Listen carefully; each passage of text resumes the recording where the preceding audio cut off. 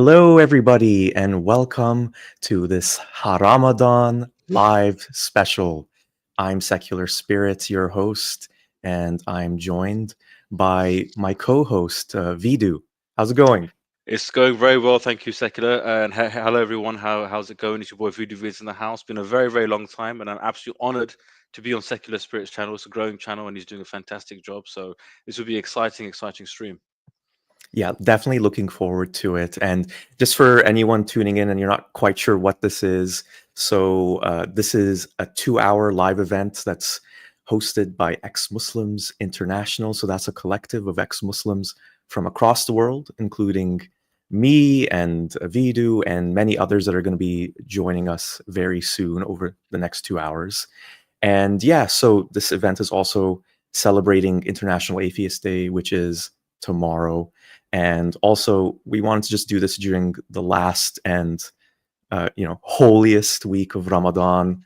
And so, yeah, we're all a bunch of activists, organizers.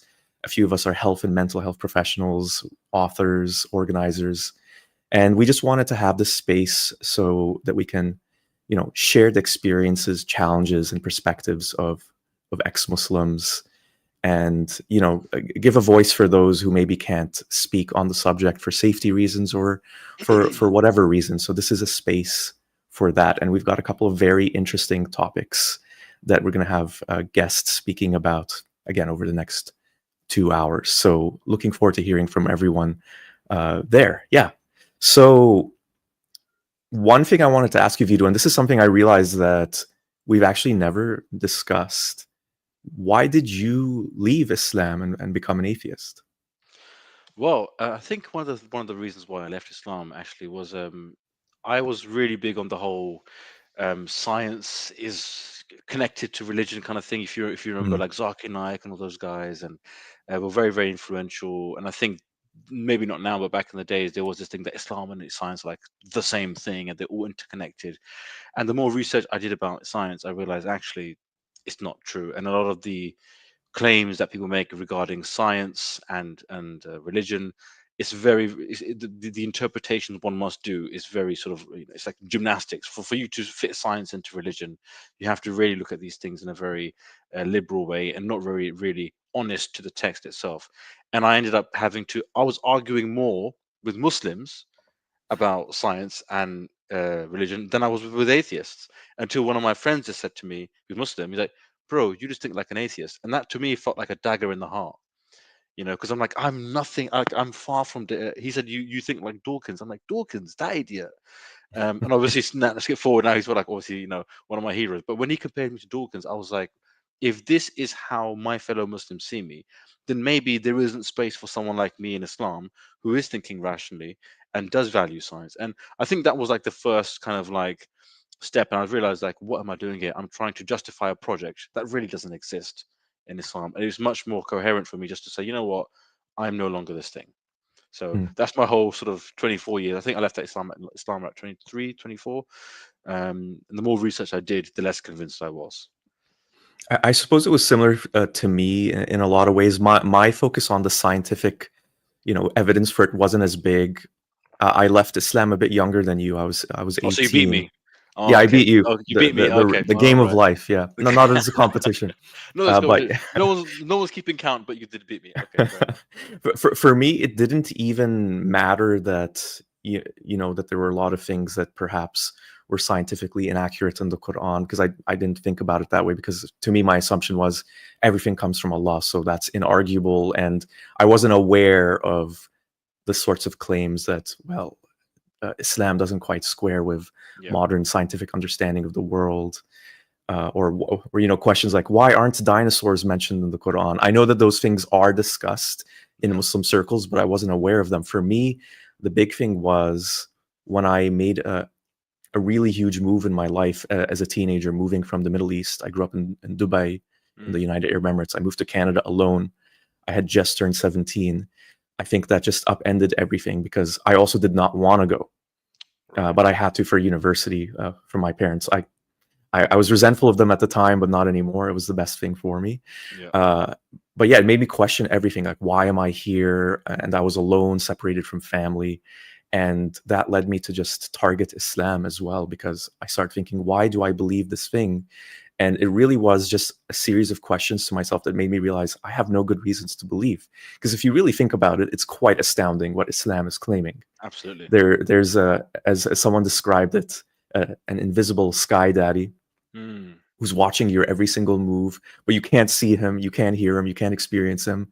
There's jinn and the devil, shaitan, all around you as well. There's malaika, angels watching you all the time, but you can't see them. Yep. And if you just take away the bias of belief, it starts becoming clear how more and more, I mean, it seems harsh to use the word ludicrous, but it would be ludicrous if it wasn't for the fact that there's billions of people that Yeah. believe in it.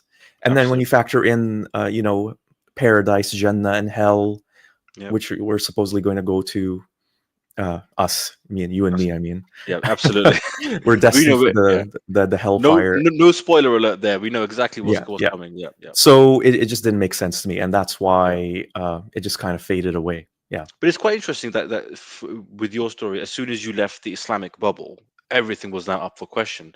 And I think this kind of stream, many people watching this will be maybe in an Islamic household or an Islamic country, and they can't leave or they can't experience what we No. experience, for example, in Oslo and other conferences where we get together. It's quite a rare thing, to be honest with you, which is why this stream is so important for people out there who maybe this is their tiny little door into sanity. They feel, oh my God, I can finally just release and be with people like me. So it's I very think important. that's what matters most. Speaking from my experience, having a safe space, and not even just a safe space, but just a separation from others to be able to think for myself. And for some people, they do end up reaffirming their belief in Islam for their reasons, which I actually wouldn't be completely opposed to, because at least it's more of their own decision and not just, well, my family expects this from me, or my family's been telling me that this is what I should worship my whole life. So at least it's more of a decision that you're taking for yourself. So if anything, I think that's at least a step in the right direction from just being socially indoctrinated. But yeah, so I don't want to take up too much time with our intro, because I think we could keep talking about this more and more. We want to hear from our various guests. Before we get started with our first topic, which you can see scrolling down here, is the holy month of Hangry Games healthy, with special videos from Ali Rizvi. He couldn't make it live, but he was kind enough to send us a couple pre-recorded videos. So I just wanted to tell everyone, let's see if I can pull it out here. You can also tune in to this live stream at the website of XMNA, Ex-Muslims of North America. The URL is on the screen, but you can also just click it in the video description below if you're watching us live. So there's going to be different people commenting there, so you can engage with people in the live chat here or on the XMNA website. And I also wanted to just mention that there is a poll question in the live chat. So this is something I asked during one of my Ramadan call-ins earlier this month. So the question was, is Ramadan a positive force in the world? So you can vote yes, no, or maybe. It depends. So we'll leave it up to you to decide how you want to vote on that, and I'll check in periodically to see how that poll question is. How would you vote for that question? I would say, okay, on the surface, some people might say, yeah, it's great to for people to get together and so on and so forth. But I would probably say no, because a lot of the things that you could argue maybe are good in Ramadan, you could do in general anyway. And I think, and I don't want to take away anyone's thunder, so I'll leave this to others. I know this will come up in other discussions later on as well. But I think the increased sense of religiosity to be crammed into 1 month, it's a lot. It's even if you were a Muslim, a believing Muslim, it was a lot. I remember in school, in sixth form, there's one guy who would chat into the girls, and he's a playboy, and he's all this kind of stuff. But when Ramadan came around, he's like, "Sorry, sister, I can't speak to you." Sorry, she's like, "You were just hanging out with me the other night, and now you're pretending like I don't exist." And then all of these rude boys become Molanas overnight. And I think that kind of sort of schizophrenia that you experience in Ramadan, it's not healthy. And then straight after on Eid, it's just everything's open again. Of course, not all Back to Muslims do that. business. Yeah. Back to business, yeah, business as usual, exactly. So I think that kind of, and also whatever fasting you were doing, it's complete. You know, you completely negated that by going back to your old ways of eating and that kind of stuff. So I think it's not sustainable. I don't think so. In reality, it's not. I would have to agree. Yeah, Yeah, I'd in have to agree reality, with that. But yeah, we're going to get into that with yeah, some of the topics we're going to go exactly. over the next 2 hours. So, all right, I think we're ready to just share Ali Rizvi's clips. So there's two of them. I'm going to pull up the first one. Okay. Hi, everyone. I'm Ali Rizvi. I am a physician and a pathologist, and I'll be talking today, sharing some thoughts on the scientific and medical differences between intermittent fasting and dry fasting. So dry fasting is like what's practiced during Ramadan, dry because you're not drinking water in addition to not having any food. So we'll be talking about this particularly from a health perspective, and I will add in a special focus, especially when it comes to children. So let's start with the basics. What is intermittent fasting? Intermittent fasting, or well, let's call it IF, it's a pretty broad term. It typically refers to patterns where people limit when they eat, right? So they don't necessarily limit what they eat, but just when they eat. So the most common form of this is times restricted eating. So that means like, you eat all your meals within an 8-hour window, and then for the rest of the 16 hours, you fast. So between 12 and 8, say you eat, and then the rest of the time you fast. Sometimes the window can be 6 hours, or it can be variable. But during that fasting period, you can still drink water or tea or coffee or things that like liquids that don't carry any calories. So in contrast, dry fasting, like what's done during Ramadan, that involves no food and no water from dawn all the way to sunset. So depending on the time of the year, the location, that can mean from 14 to 18 hours or even more without any hydration. And then often the entire pattern is inverted. So that means that meals are consumed late at night or really early in the morning, which can cause some issues with our natural circadian rhythms.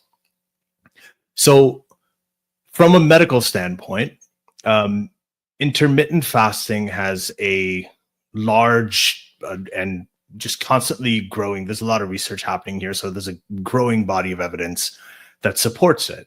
So it's been shown to improve insulin sensitivity. That means that your body's more sensitive to your insulin, and you just need a little bit of insulin to move glucose out of your blood and into your tissues.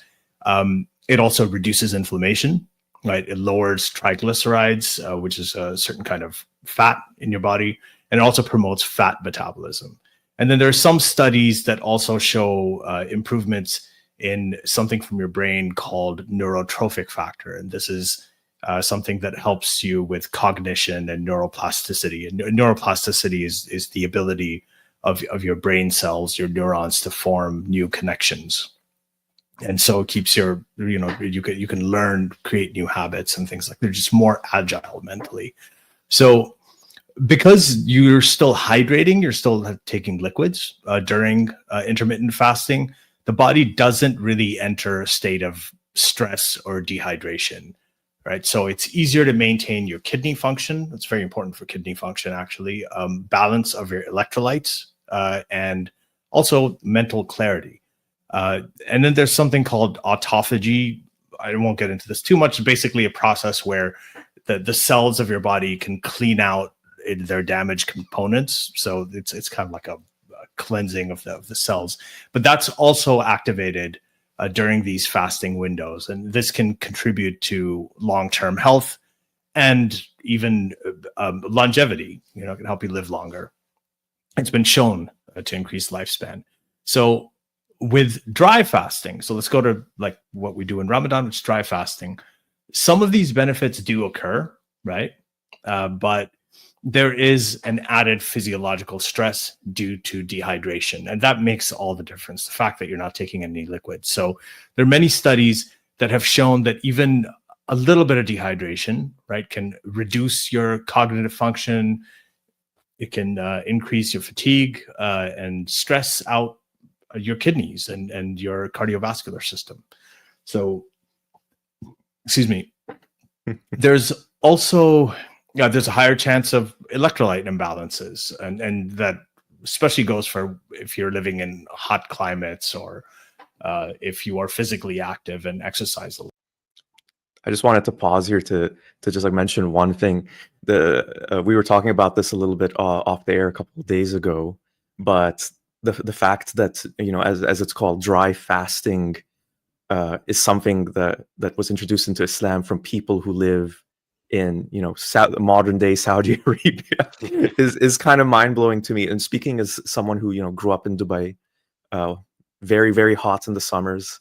When I was living there, Ramadan was thankfully not during the middle of the summer. It was more early winter, fall. So it still gets pretty hot there. And just speaking anecdotally, it was excruciating to do anything while not drinking water. I think that was really the killer for me.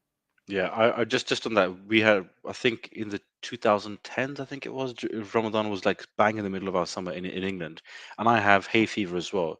So taking any, I had to wake up 4 in the morning to take the hay fever pills, and I had exams during that time. So I'm not blaming my exam results on, you know, Ramadan, but you know, I would say, you know, not that my parents would accept that, but I'm just saying it was just terrible. Like, I think what Ali is saying here is correct. Restraining from food is one thing, but restraining from liquids is just another level, and it's just, I just don't see any benefit in that, personally speaking. Yeah, I agree. Okay, let's let Ali finish explaining the negatives. So that can really kind of take a toll on you, the electrolyte imbalances. Another concern is that during Ramadan, there's a shift in your sleep and eating schedules, right? So that we mentioned earlier can lead to disruption in your circadian rhythms and your circadian cycles, which can counteract some of the metabolic benefits of fasting. So, you know, if you do have metabolic benefits, we all hear about how important sleep is and regular sleep cycles are. That can really do a number on you in terms of your metabolism and the metabolic benefits that fasting gives you. So, and because in Ramadan, people do tend to eat large meals, and often they're very carbohydrate rich meals, and they happen really at night, the quality of your nutrition can sometimes decline as well. So one thing that's really important here that I think it's on a lot of people's minds is, what about the children? And this is where things become very, very different, right? So let's talk about the impact on children. And again, I think this is a very important issue. So medically speaking, children should not be fasting for prolonged periods, right? Especially during dry fasting during Ramadan. So their bodies are in a state of active growth and development all the time. They have higher fluid requirements per their body weight compared to adults. And then so even short-term dehydration in children can lead to everything from headaches and irritability, dizziness, and most importantly, impaired concentration and impaired learning, right? So this usually happens during the time that they're in school. So this can really have an impact. So, and then more importantly than that, fasting in children has not been shown to offer any physiological benefit. And instead, it's been shown to actually cause harm. It can disrupt growth, disrupt metabolism. It can disrupt mental functioning. So unlike adults, children don't have the metabolic reserves to tolerate long fasting windows, right? Especially without water. So from a purely medical standpoint, there's zero health reason to encourage dry fasting in children. And in fact, there's actually a potential for harm. So even if they say they feel fine, there are many kids, you know, because of the pressure around them, they will push themselves. They just want to participate. You know, they want to take part in it, but their physiology simply isn't built for it.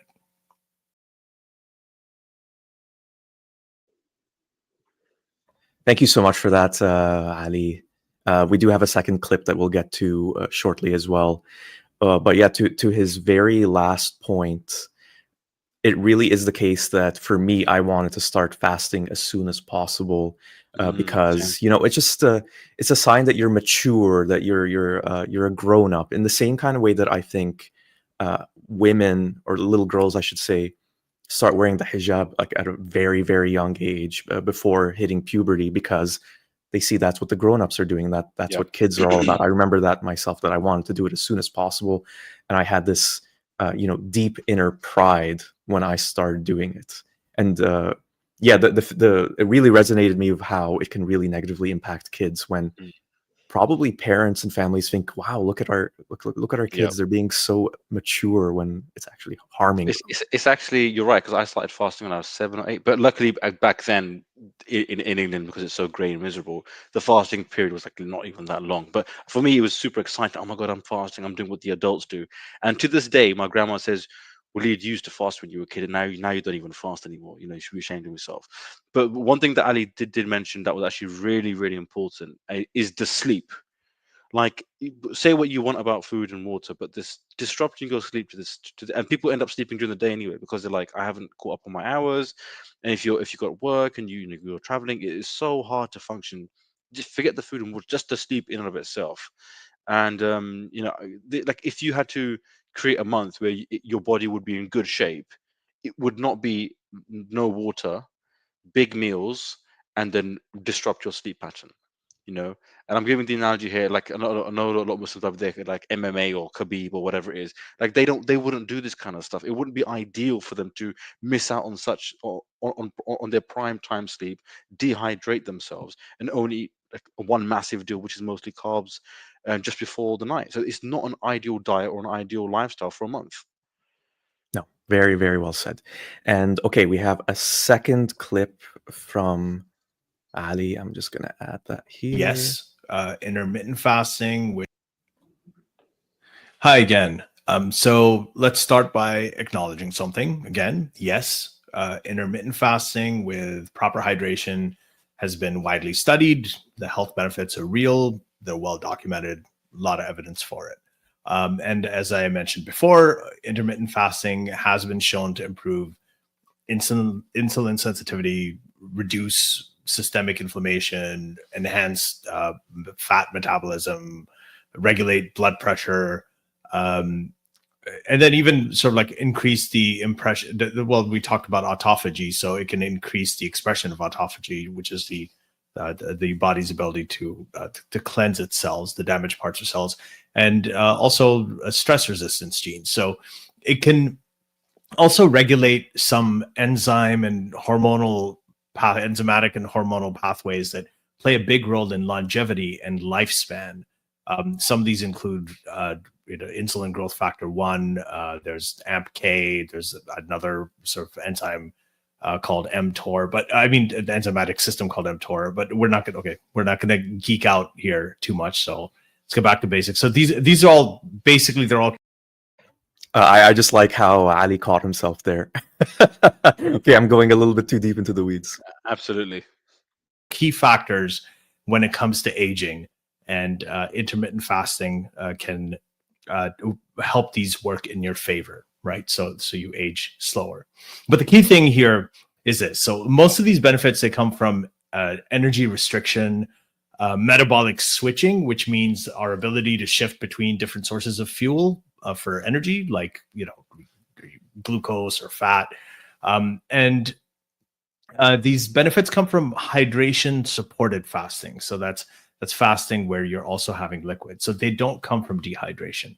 Now, when it comes to dry Ramadan style fasting, the picture isn't as clear, and in many ways, it's still sort of like a dark void, when it comes to the evidence and the science in dry fasting. And so, and the reason for this is there's just not a whole lot of high quality studies that study dry fasting in an isolated way. Most of them look at fasting overall. So, when we're talking about fasting without water, right, there's not a lot of studies that actually examine its long-term health impacts in a sort of a rigorous, scientific, controlled way. So most of what we have comes from studies that are conducted during Ramadan. And while some of those do show temporary improvements in lipid profiles or glucose control, the results are inconsistent, they're short-lived, and importantly, they're not unique to dry fasting, right? So What's important to understand here is that the mechanisms behind dry fasting are different, right? Or at least they're less well understood. So you might hear people say that dehydration itself may stimulate deeper levels of, autophagy or the body's ability to adapt to metabolic stress and so on. But again, this is just all speculation. They're speculative hypotheses. There's no actual outcomes that have been consistently demonstrated in human beings. And there's no evidence right now at all that dry fasting activates any kind of unique health promoting pathway, right? That goes beyond what intermittent fasting has already demonstrated with the support of hydration and liquid intake. So when we talk about long-term health, the reality is that we really just simply, we don't know what the repeated cycles of dehydration do to the body over months or years, and over time, especially in people with kidney disease or cardiovascular conditions that may not even be diagnosed yet, or in people with electrolyte imbalances. So unlike intermittent fasting, which has been incorporated into sort of long-term health interventions and even studies looking at reducing the risk of cancer and other diseases, dry fasting just hasn't been tested in any structured long-term or preventive health setting. And the places where it has been studied hasn't really shown any unique benefits. So from a medical perspective, we don't have the data to say that it improves long-term health. And we do have plausible reasons to be cautious. And once again, okay, so let's talk about children again, right? So coming to children, I think this is an important point of focus. The concerns are even stronger. So as I mentioned before, kids are not just sort of little adults, right? They have a higher metabolic rate, right? They're growing and developing constantly at a great rate. They have greater water needs. And they don't really have the capacity to tolerate, their bodies don't have the capacity to tolerate prolonged fasting, especially without water, right? So when you have repeated cycles of daytime dehydration, that can impair not only their cognition and their concentration and all of that stuff in the short term, but potentially it can also affect their thermal regulation, which is the ability to maintain a consistent internal body temperature, the development of their kidneys, absorption of nutrients, right, in the food. So they can have long-term impacts on this.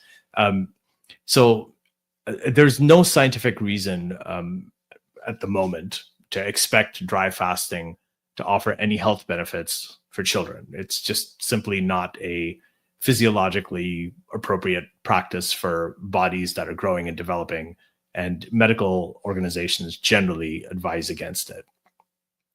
So finally, from a medical standpoint, compared to intermittent fasting, dry fasting carries more risk, less proven benefit, especially for vulnerable groups like children, and it should not be considered a substitute or an alternative to evidence-based intermittent fasting that has scientific support for its benefits.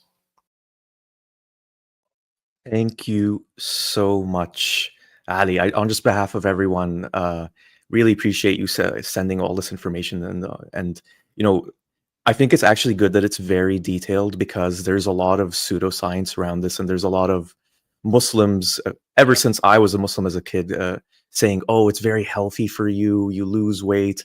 I can anecdotally say that I never lost weight during Ramadan. As Noor in the live chat says, gaining weight during Ramadan makes sense because the body goes in starvation mode and hangs onto food and doesn't digest it. So why is it such a surprise? And I think that makes sense to me, even though I don't have a medical background, but I can definitely say from my experience and just observing others that we all gained weight during Ramadan, because your body, it just starts craving, and then you inevitably binge eat. And the other thing that I wanted to just note, and this is something that was brought up by Apostate Aladdin, friend of the channel. Thank you so much for joining. I personally distrust studies by Muslim scientists. Have you seen the ridiculous study about how wearing gold supposedly lowers fertility rates? This is a justification for why Islam bans men from wearing gold. So what they did was they injected gold. I did not know about this. They injected gold into mice and then claimed that's similar to absorption through the skin. Mashallah, very scientific. I mean, so sure, if you poison animals, they would probably be less fertile in general. If you maybe, yeah, just maybe, yeah. I mean, it's really good to have this kind of information out there, because what I'm hoping for ex-Muslims watching this, or even Muslims watching this, now you know a little bit more about dry fasting and how it's not really comparable to intermittent fasting in a lot of these key ways. And if there's anything we can do is just put more information out there, because like the I guess you could call it pseudoscience that's being spread by Muslims without any good evidence really does reach and spread out to a lot of people, who then go around saying, like I used to, oh yeah, Ramadan is super healthy, yeah, it's good for you to fast, and it doesn't seem to be the case. And I also just wanted to highlight this super chat from General Skeptic. Thank you so much.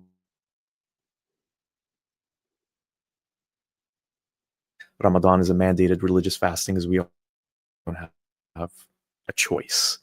Very, very, very true. Okay, so Vidu, if you're ready, let's get on with the next segment. Okay, I think we lost Vidu momentarily. All right. Hopefully Vito can rejoin shortly.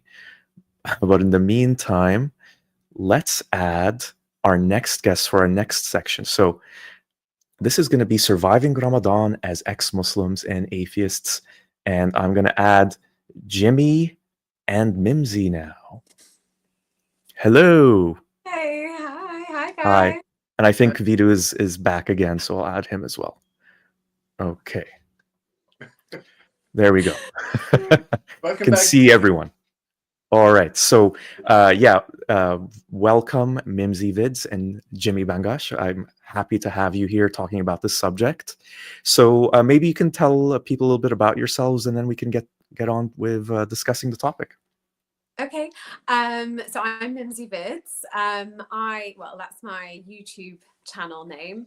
I used to do content a while ago now for ex-Muslims, mainly on the sort of counselling side of things. So I am a counsellor, and I work a lot with ex-Muslims and atheists and people that have left religions.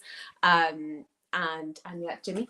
Yeah, I'm Jimmy Bangash. I work as a psychotherapist in the UK, and similar to Mimsy, I work a lot with ex-Muslims, and I guess a lot of that brings in the themes that you've been talking about today. So we'll be looking at kind of religion, religious trauma, and we wanted to talk about surviving Ramadan as ex-Muslims and atheists. Yeah, so I suppose it's kind of the psychological side of things. Like you just heard Ali Rizvi talking about the physical aspects and, how it can be quite detrimental in that sense. But it's really psychologically quite difficult for ex-Muslims and atheists, particularly if they're closeted and they're living in a Muslim household. When it's Ramadan, it's like, I mean, Islam on its own is quite an OCD, intense, controlling religion. I mean, every aspect of your life is decided sort of how it should be done. You have to walk with a certain foot into the bathroom and read a dua, and you have to, like, everything is kind of, controlled. How you dress, what you eat.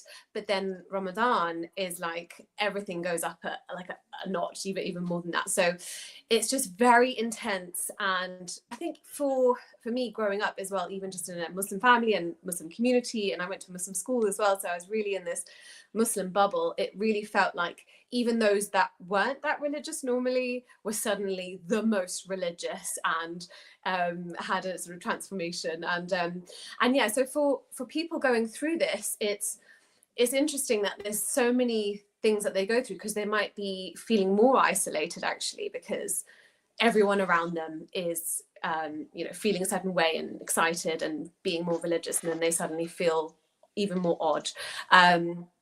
And there's also just the starvation part as well, and having to do things that you don't believe in, and then the praying. There's so much praying that we do, not we, I used to do, and you know, in the night, I think Waleed mentioned something about not getting enough sleep. So you're not eating, then you're not sleeping, and a lot of the time it's pressured and forced, you know, especially as a girl growing up with, you know, a lot of girls in my family, you know, it was not just covering and wearing hijab, but actually maybe you should be wearing abaya, you know, like maybe you should be actually, like, this is Ramadan, like even if you were to do something that you would normally do, like, I don't know, wearing jeans, and a guy were to check you out in your jeans, you would get a worse sin, like, because it's like 10 times, like tenfold, because it's Ramadan, right? So it's just the intensity makes it really, really hard for people in Muslim families. Is there anything you wanted to add to that from your experience? I think that. Oh, Jimmy, before you get started, I just wanted to let everyone know, if you have any questions for Jimmy or Mimsy, and you're watching live, just leave them in the live chat, and our moderators will collect them, and then we'll do a little Q&A at the very end. So yeah, feel free to ask those questions in the live chat. And yeah, all right, Jimmy, sorry, you were saying. No worries.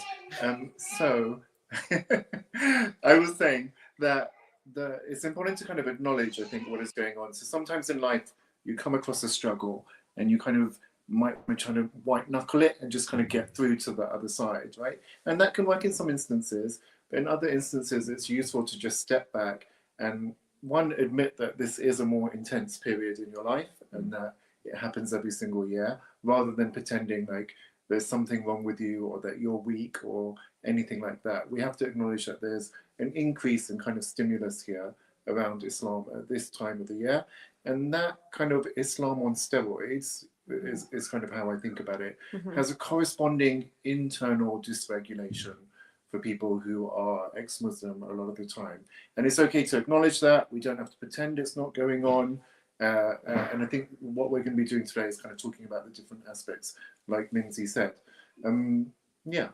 Yeah, I think a really big thing that I think happens even more so in Ramadan, but I would say this is quite a general feeling that we feel, you know, like brown people, ethnic people kind of go through, is this feeling of like guilt and shame, especially religious people even more so, I'd say. But there is this sort of relationship with your parents and your families and communities where you feel, you know, the pressure, and maybe you're told to do something, but there's also this feeling of, I'm their kid, so I have to uphold kind of what they expect of me, and you want to please people, you know, we're kind of raised as people pleasers, aren't we? And so it's this very unhealthy relationship actually that we have with ourselves and with them, because we're trying to fulfill their needs and prioritizing what they want, and then just feeling really guilty that, whether it be that you know, we're not doing things, or we're not even believing, we might carry a lot of guilt. I know I spoke to a lot of ex-Muslims that just feel so guilty about not believing in it. It's almost like they wish they did believe in it so that they could please their families. And then, you know, as we all know, you know, Islam has this big sort of sky daddy like feeling guilty about, you know, he makes you feel guilty about not praying properly, and you have to do this, and it's all just begging for forgiveness. The whole thing is like, have you asked for forgiveness, and pray for everybody and pray for everyone's forgiveness, and we're always in the wrong, and we're always, you know, just groveling to God. And so that there is that aspect of that atmosphere of just constantly being guilty and being shameful for who we are and what we wear, and so you really absorb that energy and you kind of carry that with you, so that the guilt and the shame that we have is even more strong in this period. And I think it's really understanding that, you know, this notion of, because they're your parents and because they're your family, it doesn't mean they have ownership over you, and that concept is it seems almost obvious, but for people that grow up like this, it's so normalized that, you know, you do what your parents say because they, you know, the emotional blackmail will come in and be like, oh, you know, you were raised by them, they gave you a roof over their head, they pay for everything, they looked after, you know, they look after you all these years. And, you know, whenever I speak to to ex-Muslims, they'll say things like, oh, you know, it would kill them. Like, I can't do that to my parents. I can't not do what they want me to do. So that idea that you are bound by, you know, this relationship, and because they brought you into the world, you didn't ask for this, you know, you didn't sign a contract when you were born.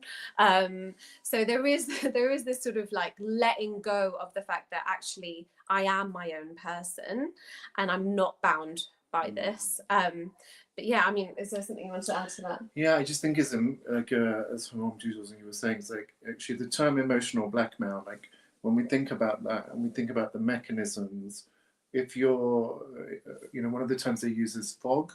So if it's fear, obligation, or guilt, you know, these are kind of the mechanisms that are constructing emotional blackmail. So it's good to check in with yourself, like, what is it that you're doing? If you're going to Tarawih, you know, is it because of fear, obligation, or guilt? If that's going on, there might be some sort of emotional blackmail going on that you're experiencing. And I think it's also important to understand, like we were talking about before, that, you know, there's a spectrum of ex-Muslims, isn't it? It's really wide. So you might be like a closeted ex-Muslim living in your parents' house in a Muslim majority country. That experience is going to be very different to maybe an ex-Muslim who's out to their family and still has some connection, living in London in their own place. But even in that latter example, where arguably you have more autonomy as an individual, there's still going to be experiences of Ramadan that are, you know, it still peaks in this month. So I'm thinking of like ex-Muslims I know who work in organizations, and during Ramadan, you know, and they're not in Muslim families, they own their own place, but they go into work and Ramadan is all over the internet in their workplace. And all they see is the words Islam, Islam, Islam. They have emails coming out from HR saying, oh, please be mindful of your Muslim colleagues this month. They're going to be fasting. So if you're going to eat, be mindful about who you're eating around. And even that can feel like you're being hemmed in. You know, you work through so much to become financially independent, to get your own place, to be able to be yourself. And you're in a secular country, and then you're going into work, and the organization's HR team are emailing you, telling you to be mindful of who you're eating in front of. So again, it's just this constant dialing up of the experience of Islam in your life, even though you're not around it. It's everywhere. And I'm sure there are girls, ex-Muslim girls and Muslim girls that go through this, but when we were not fasting, there's so much policing with Muslims anyway, as I said, but in Ramadan, oh my gosh, like when you're on your period, you're not supposed to be fasting. But even when I was like, you know, Muslim in hijab, actually sometimes when I wasn't even Muslim, I remember just passing Muslims and they'd be like, why aren't you fasting? What's going on? It's just so intense. And it's a random person. So if a random person can come and tell you like off for not, you know, for fasting, not fasting, sorry. Yeah, then your families are so intense. And you're exactly right. The spectrum is so different, you know, in a Muslim country, like where my mother's from, Morocco, it's illegal to even eat outside. So, you know, you'd be punished by law, which is completely ridiculous. So the advice that we'd give it is quite different, because it depends on where you are. So if, for example, you're in that situation where it would almost be dangerous for you to come out with, you know, I never tell people just be yourself and come out, and, you know, sometimes it's going to be dangerous, and it's not you know, fair for you to do that at all. And what you should do is find ways to kind of have your own space and find your own peace. If that means just, you know, with simple things like even just having little bits of food and water that you can kind of hide, but also just being able to take time away from the intensity of your Muslim family and having a space where you can speak to others, whether it be online or people that are like-minded. Yeah, it's really, really important to find that community. So even just this event is so important, because it's like, we are here and you have people that are in the same boat as you. And, you know, we're in this together. We hear you, we see you. And it's just kind of being able to feel that and meditate on that, because we know how intense that it can be. So even just those glimpses of peace away from it all. But you know, my advice to the people in those situations generally is always, if there's a way you can move away anyhow, however it is, whether it be studying abroad or going somewhere or doing something, so you can like eventually have a goal of living your own life. Yeah, that's always the kind of end goal. I think it's also, you know, we should acknowledge the complexity of it, right? Because if you have like love and care and connection with your family, you know, there is going to be this experience of loneliness, that actually everybody's kind of partaking in this religious ceremony or ritual. Is quite protracted. Like a month is a long time. It's not like it's going to be over in one day. And then there's this celebration of Eid at the end of it, right? So that experience as an ex-Muslim can be quite a lonely experience. It can be a sense of loss, of grief. You can feel perhaps like a fraud, because even though you don't believe in this religion, some part of you may want to be part of that celebration, wants to be part of this ritual, wants to be connected in this way with your family. And I think that's another component, because if we don't name these things, if we don't understand what's going on, like if we don't bring it to the surface, like this, what you're actually experiencing is some level of grief around this, which is seems like a weird thing to be attributing towards leaving a religion, which we often think about as emancipation and celebration, and we're out of this trap that was kind of curtailing the way that we think. But also with that may come this sense of loss, an idea of some kind of death, you know, which is what grief is about. And I think what Mimsy was saying in terms of like looking at the resources, like how are you gonna get through this? Well, you know, I think we're halfway through the month anyway, right? If you've made it this far, well done. And also knowing that this is, you know, it's an annual event. You've made it through this in the past. You'll get through it again. And connection, I think, always with ex-Muslim stuff, I know that we both talk about, like making sure that you've got some sense of community. You've got other ex-Muslims that you can reach out to and have these conversations with, because the normalization of this shared experience would do something to alleviate the experience of stress or, you know, disarray that you're going through.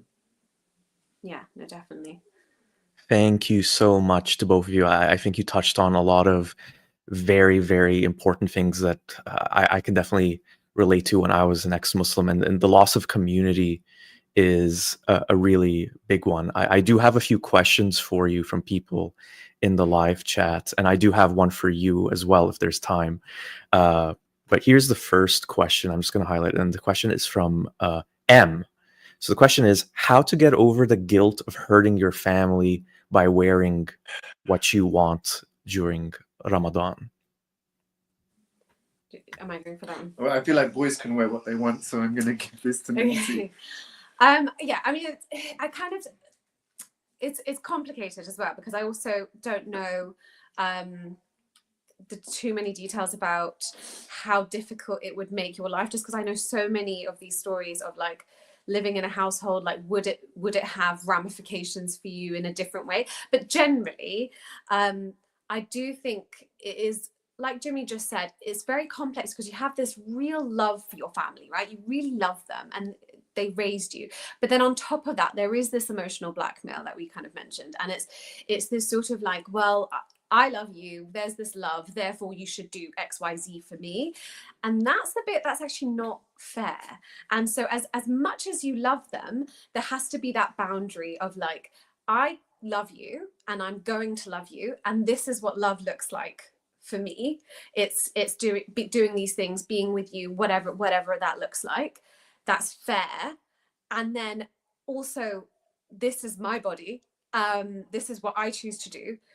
These are things that are mine, okay? I'm your child and I'm your family member, but these are things that I have a choice over, you know? And it's just having that differentiation. And it's a difficult thing to get used to. And that's why, you know, I speak to so many people about this, because it's so common to have this emotional tie to like, I have to please them. But even just the fear of them not loving you is a real fear. Like, it's like, but I need their love because they're my mum, they're my dad. I don't want to lose that. And, you know, Jimmy touched on the grief side of it. But truly, that, you know, to be your whole self and not have this compartmentalization, there needs to be this fulfillment of, this is my choice, this is my life. You really need to kind of come to that place. And if, like I said, it's kind of complicated. I don't know how your family are, but if they are a family that will come to that understanding, it could take time maybe, but there comes a place where you're like, these are my boundaries, I'm going to love you like this. And that transitional period might take time, but you can hopefully get to a place. I've seen many people, I'll say it like that anyway, I've seen many people get to a place where it looks different, the relationship looks different, but it's still, there's still love there. Does that make sense? Yeah. And can I? Yeah, it definitely does. Please, Jimmy, go ahead. You know, and there's this model called transactional analysis. Like every ex-Muslim everywhere should read about it. And essentially what it says is that we exist in one of three ego states, either parent, adult, or child. And when you're growing up, you know, your parents are in the parent ego state and you're in the child ego state, and you communicate in that way. But you reach a period in life where that dynamic is no longer appropriate, because you might be 18 or 20 or 30, and your parents are like 20 or 30 or 40. And really, the truth is, you are now two adults speaking to each other. And when we move from this mindset of child speaking to parent, which is really, I'm not okay and they're okay as the parent and they should tell me what to do. But what we want to do is move to this dynamic where it's adult to adult, which is I'm okay and you're okay. Mm-hmm. And as adults, whether you're in friendships with each other, whether it's you and your manager at work, or whether it's you and your parents, you know, the rule is really, I'm going to make some decisions and some choices in my life that are going to make you uncomfortable, Mr. Manager, parent, or my best friend, right? And similarly, my best friend, manager, or parent, you're going to make choices in your life that are going to make me uncomfortable. And I'm going to have to work through my feelings of discomfort, because you are allowed to make decisions about your finances, your religious beliefs, who you choose as a partner. You know, all of these things other adults make choices about. And it's our job to deal with our own dysregulation around that. It's not our job to tell people who they can date, what they can do with their money, etc., etc. What they wear. What they wear. Yeah, perfect. What they wear. So similarly, when we move to this idea that our parents are just adults and we are just adults, we're moving to the more accurate dynamic of what's actually happening, as opposed to our parents being authority figures who are dictating to us what we should wear when we're 20 years old. That isn't actually a true reflection, and you need to do some kind of psychological reframing of the relationship there. Thank you so much. And we have time, I think, for just one more question. This one is a little bit different than questions about how to cope with family, but one that, to be honest with you, I still struggle with. And this question is from Sam Leman. How do you all deal with the idea that there's no afterlife or divine justice? I see my privilege and suffering of others, and I can't accept that some people have a bad life and then nothing afterwards. Jimmy? Oh my God, like this is a 2-hour podcast. Right? Yeah. You've got 2 minutes. Go. How do I deal with it? I'm not sure I do deal with it. Actually, right? So what I don't do is walk around life with that in proximity to my mind every single day. It's not something I've really conceptualized. But I think for me, you've got this life on this planet here. I don't know, and worrying about there not being something else. Can I see the question again? Did it say something about bad? How do you deal with there not being divine justice afterwards, I think. So I don't know, it's almost like saying, how do you deal with the fact that there isn't a unicorn around the corner? There just isn't. This is the reality of life. It doesn't exist, and I deal with what's in front of me and what's real, I guess. I think I kind of get that. It's quite depressing to think of it like that, but it's like, I think the person is saying that it's a bad life, but that's not what you know, if you have a bad life, then I think it's this Muslim mentality of like, you are going to be in punishment in the dunya, like you have to go through all this pain and struggle, and then your life's going to be amazing, and then you're going to have all the virgins if you're a guy, and then it's like this this fantasy world, and then do you know? So it's like, and then you can have rivers of wine, but you can't have wine in this life, right? So, okay, that's my husband, guys.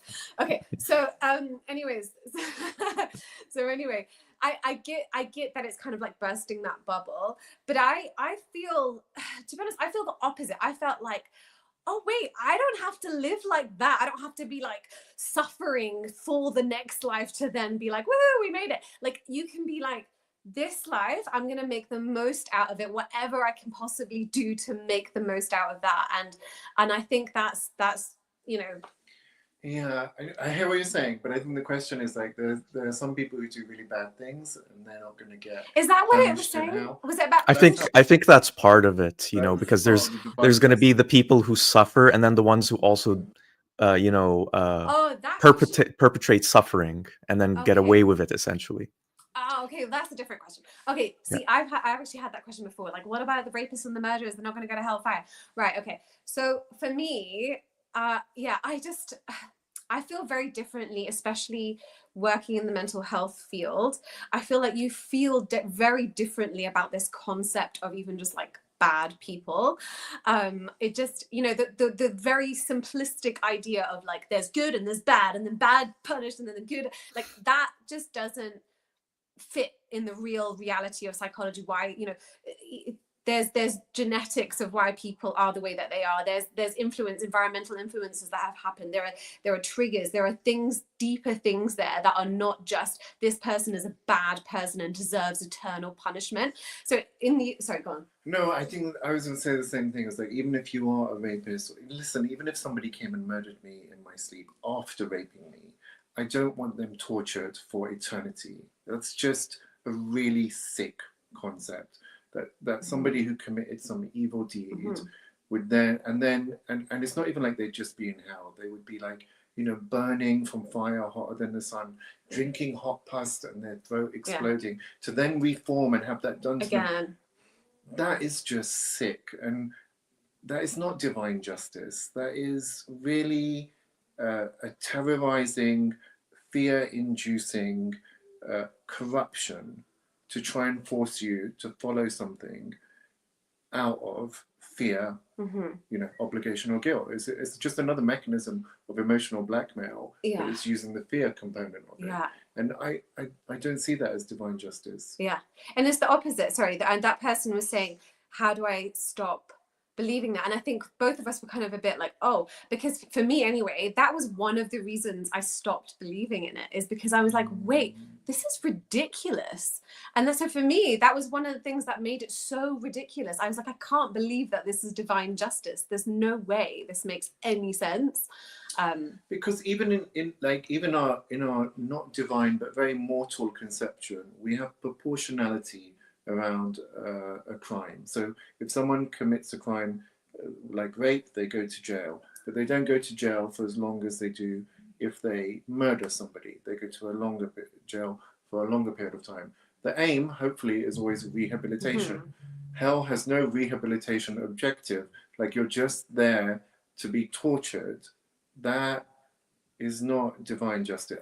I guess, let me put it this way. One of the reasons I don't worry about divine justice is because our mortal justice system is better. You know, like it really is focused on rehabilitation, getting people to do the time for their crime and then come back into the world. Hopefully, whilst they're in prison, we are upskilling them. They are learning new skills. They're getting psychotherapeutic help. They come back into the world with the possibility of undertaking some kind of career.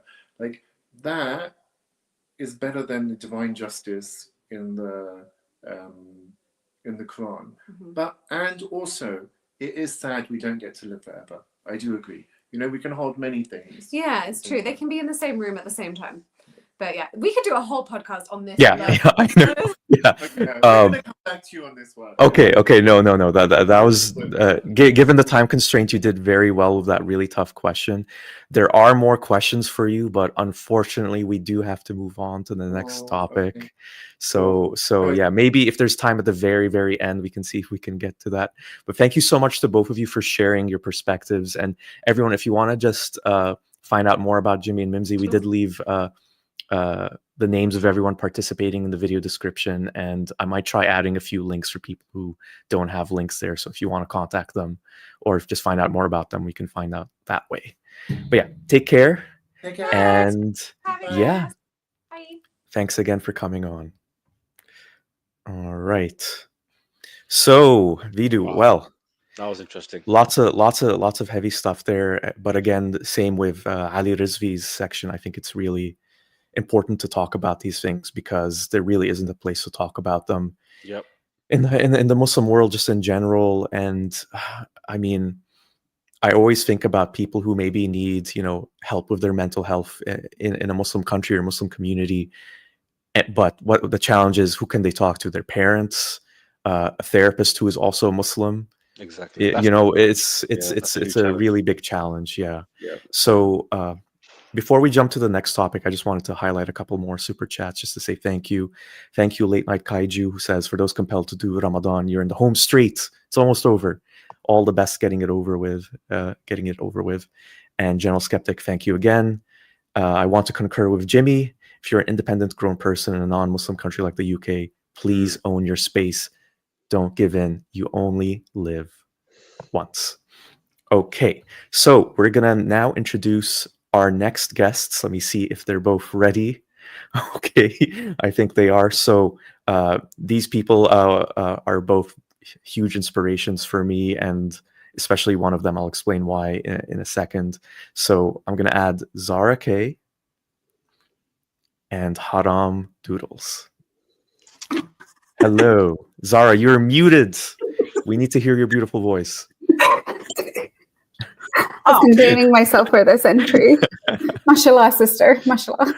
Okay, sorry. No, I can't do this. We tried. So for everyone who might not know who you are, and I would find that hard to believe, especially in this space, I was hoping you could tell us a little bit about yourselves and what you're working on. Zara, you're someone who I've known since pretty much the early days of when I started talking about why I left Islam on social media. So you'll always have a special place in my heart for that. And Ali Rizvi as well, his book, The Atheist Muslim, was also a huge inspiration for me to know that, whoa, it's actually possible to criticize Islam and you're not going to be, gunned down or ostracized. Well, some people unfortunately are, but not everyone is. So that's always encouraging to see, to be honest. So yeah, please tell us a little bit about yourselves. Zara, go for it. Human. I was going to say human, female. I don't know. I am from Tanzania. I'm Australian, and I work with Faithless Hijabi, which popped up on one of the chats as well. That provides mental health support to ex-Muslims globally. That's what I do. And also for Secular Spirit. Yeah, thank you for reminding me how old I am by going back to the prehistoric era. It wasn't that long ago, just a couple of years. Prehistoric. And Haram Doodles, feel free to share. Hi, everyone. I go by Doodles, Haram Doodles. I started, basically just brought my childhood love of art back to life after I became an ex-Muslim and really kind of found a little more safety in my life as well.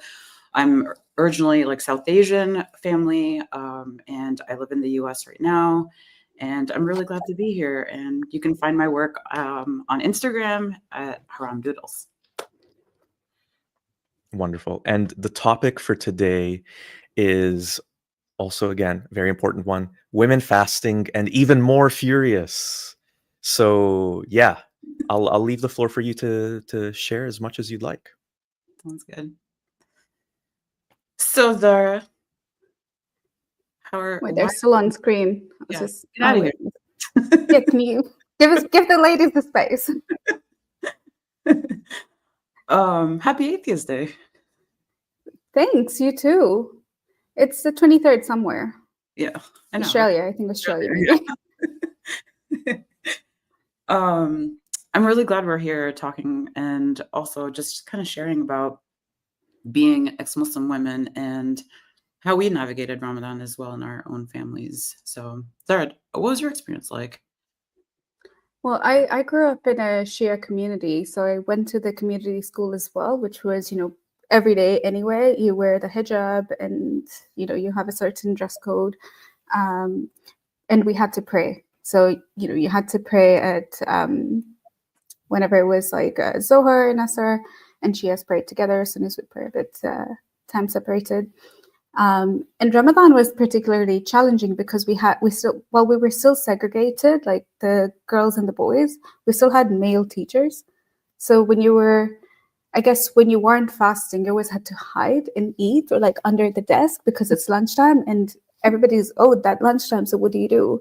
You're just like hiding and then hoping that nobody passes by, not the cleaners, not the teachers.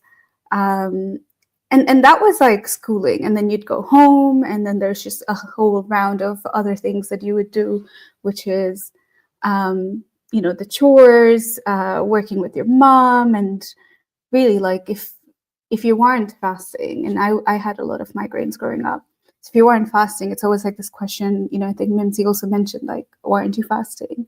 And then like, what do you come up with? I'm sick, like, I don't want to fast.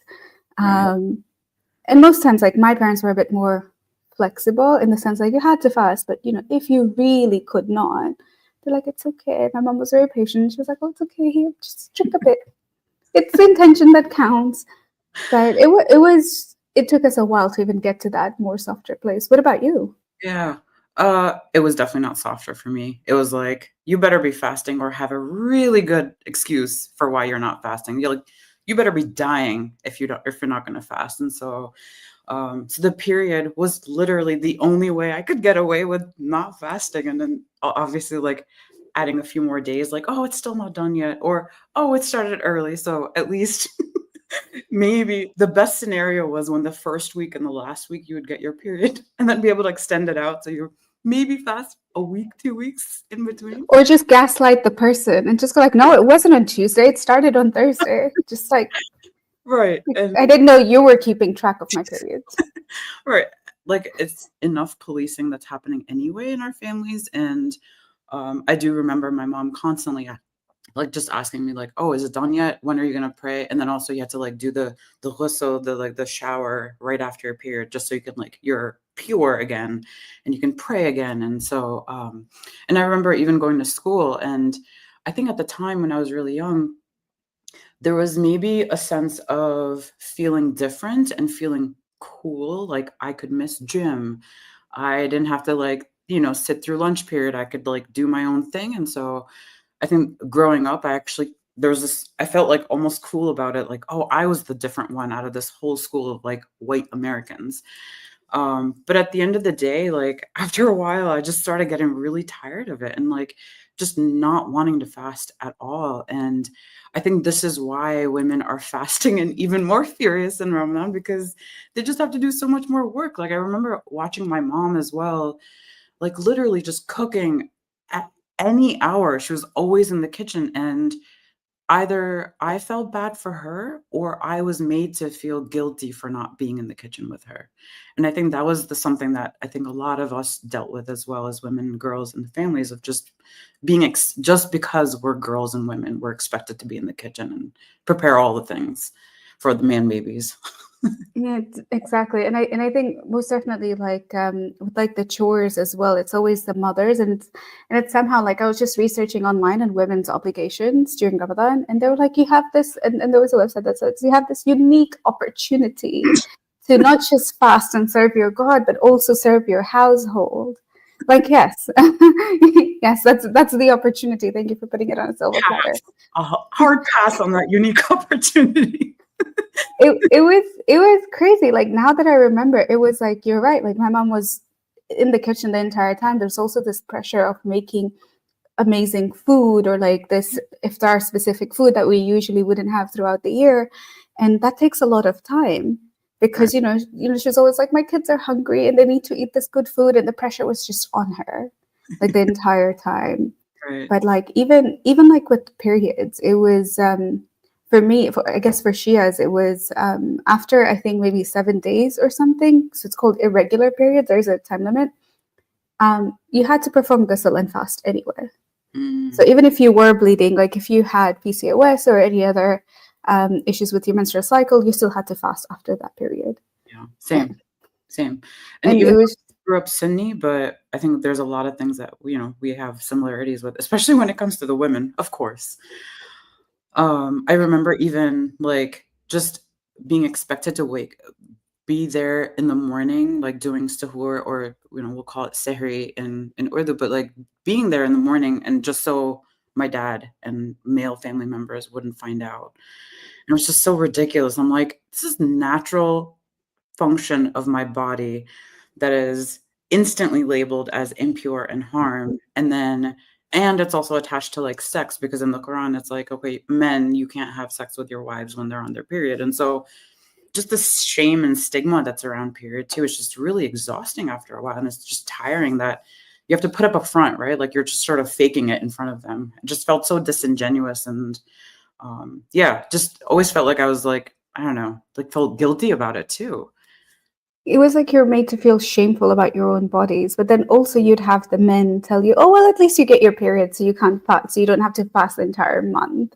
And then like it was a blessing. And I'm like, hi, I'm sorry, have you had PMS? Have you had menstrual cramping? Do you want to swap bodies? Right. But it's bodies.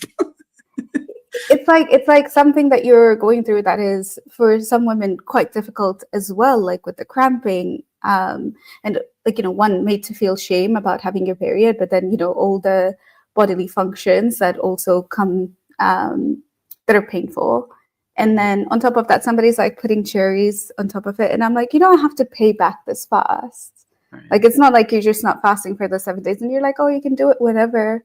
Right. And I think in Shia Islam, you had to pay back before the next Ramadan. Yeah, same in Sunni Islam. And I think, and that was interesting too, it's like, okay, men have to make up fasts for, if they're traveling or if they're ill, they have to make up those fasts. For women, we have to make up fasts for if we're traveling, if we're ill, if we have our period, if we're pregnant, if we're breastfeeding, like whatever that case is, we have to make up all of them.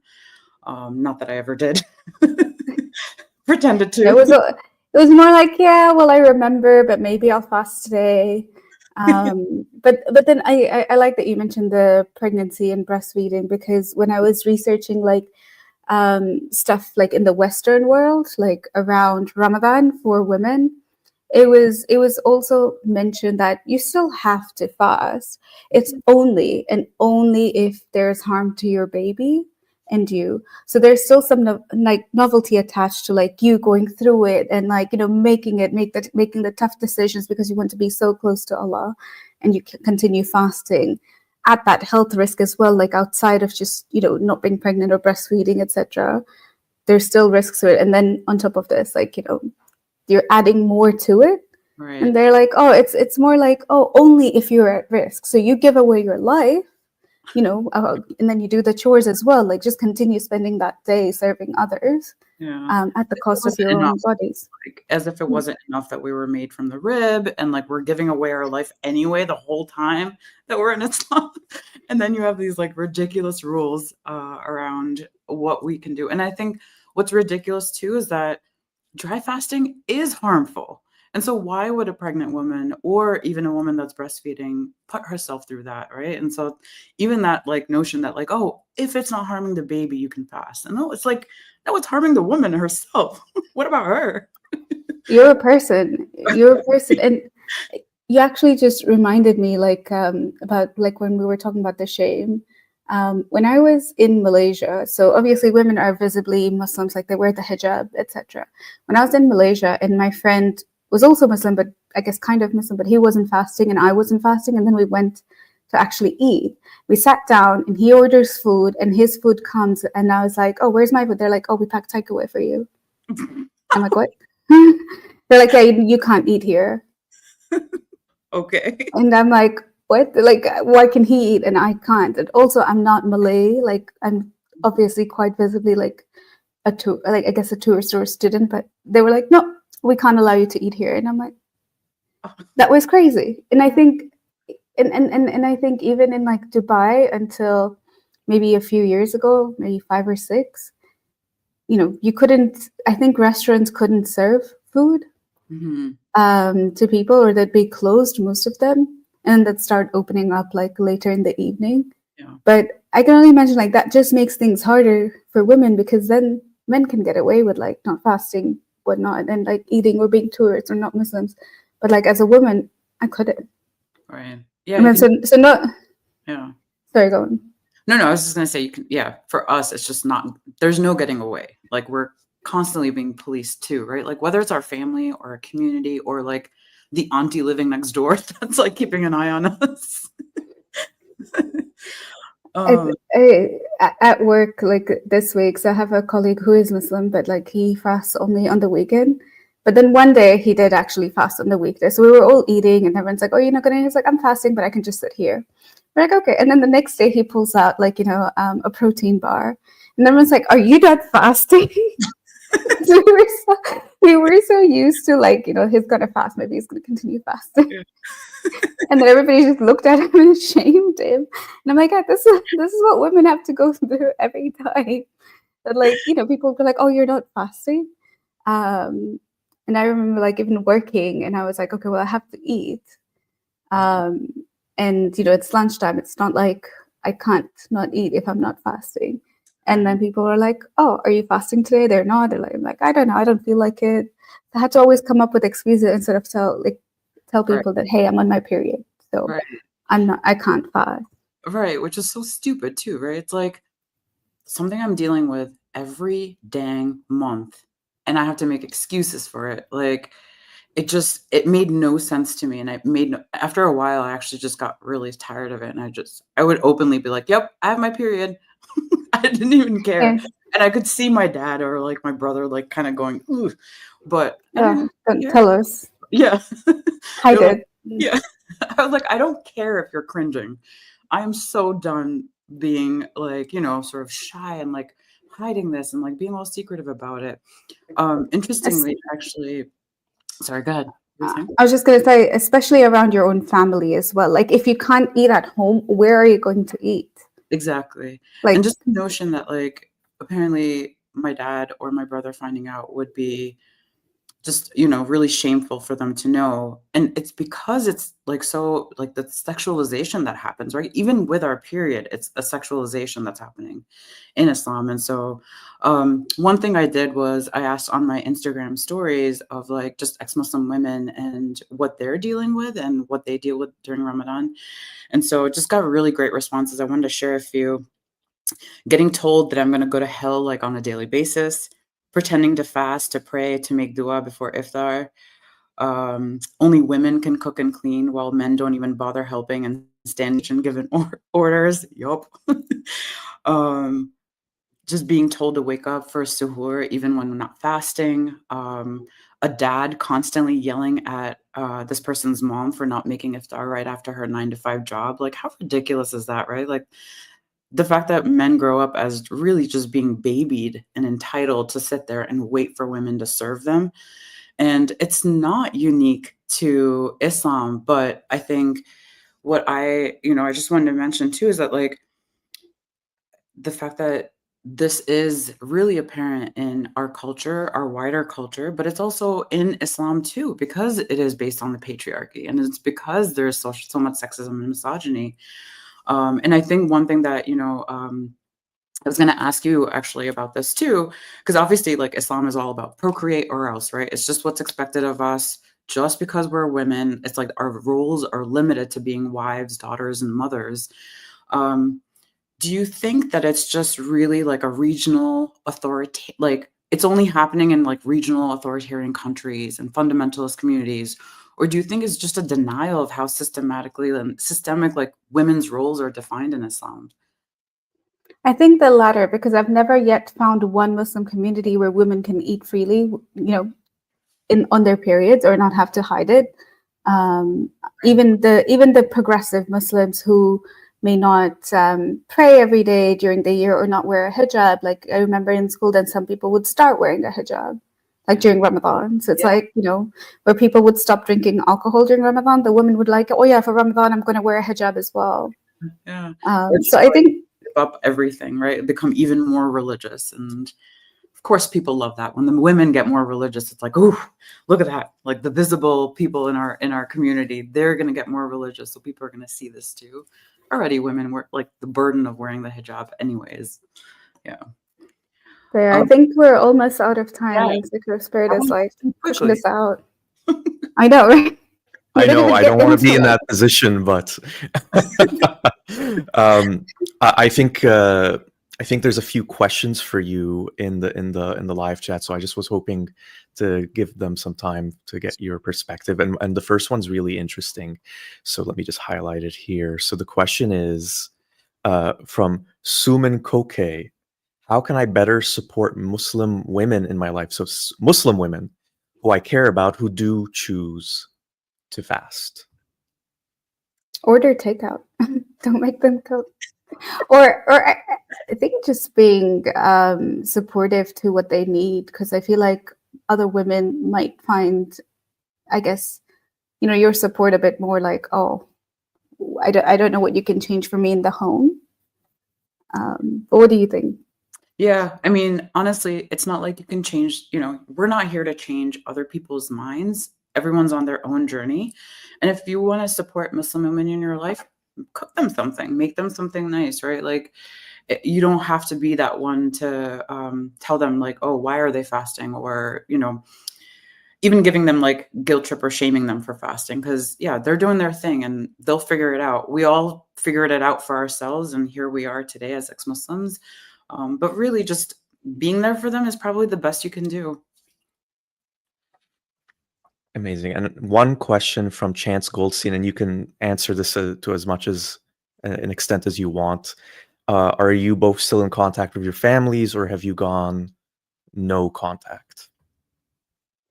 I'm still in touch with my family. We always ask each other, "Are you fasting today?" I just say yes. It took me years to and sometimes they'll just ask because even if they don't know, they haven't done it this year, but other years they're like, "Are you fasting?" And I'm like, "Yeah, I do, in my own way, my relationship with your God." My relationship with God. I'm in touch with my family too, but of course I remain closeted, and so if my mom calls and asks me, am I fasting? I'll be like, yeah, I am. Because I just don't have the energy to fight with her. She's also old and I just don't have, I'd rather just keep the peace with her and not make her sick from me just trying to be myself. But yeah, I do appreciate having some family around me, and it just helps me be connected and be a little more grounded and just even with siblings and cousins and stuff. So yeah. I do miss Eid though, and I do miss the iftar vibes where we'd all sit on the table for 10 minutes, eat quickly, and then we're done. We don't talk for the rest of the night. And then I would try to find an excuse. The minute prayers would start, I'd be like, I gotta go. Bye. Deuces. And I've got one question for you too, because I think we still have a little bit of time before we jump to our next topic with Mohammed Syed and Maryam Namazi, which I'm also looking forward to. This question is from me. So, what do you say to people who will argue that Islam is a feminist religion? Or here's a specific one. You've both definitely heard this.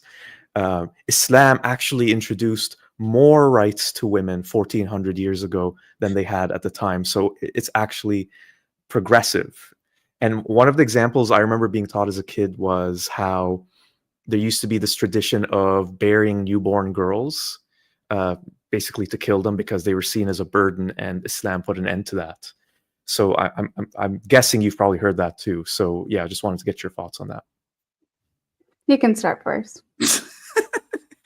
I want to roll my eyes really hard at this. We hear that a lot. And I think just logically, it was the 7th century.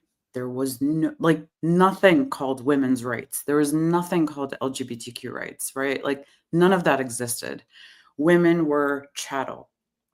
They were treated like they were just there as servants for men. Even when you read the Quran, right? My first question was, why is Allah not talking to women? Why is he not talking to me when I'm reading this Quran? Why is he talking to men? and giving men the guidance of how to treat women, right? So even that like separation was so apparent when I went back and reread the Quran. So just I think it's just these excuses we try to, it's that thing of like fitting a circle into a square. Like it's these like sort of excuses just to make Islam sound cool for this day and age when I'm sorry, it wasn't cool. It wasn't cool for women at all, for girls, right? And girls to women, right? Like at any age, we know the Prophet married a child. And so even that being like excused, like, oh, that was then, and girls matured faster back then. No, they didn't. There's just horrible laws around that time. And we still are dealing with child marriages to this day.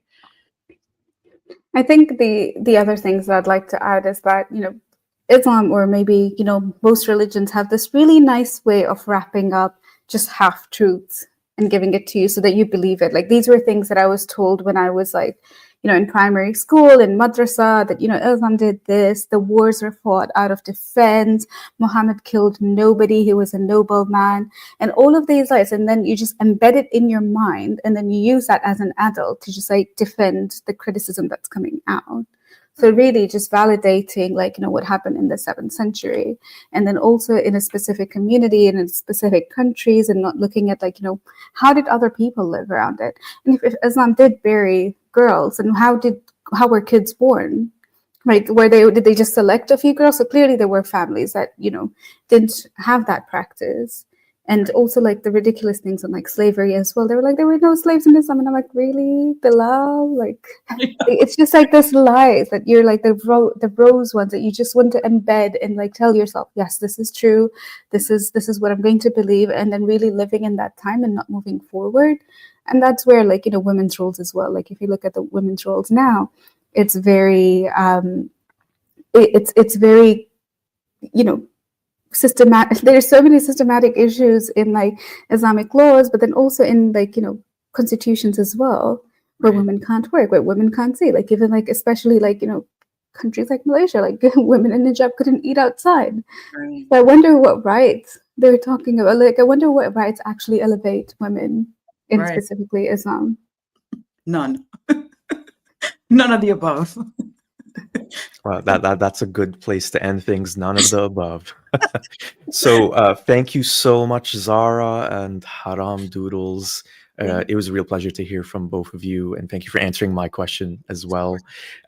We are. Which right? No, oh my god! Oh my god! Yeah, there we go. There we go.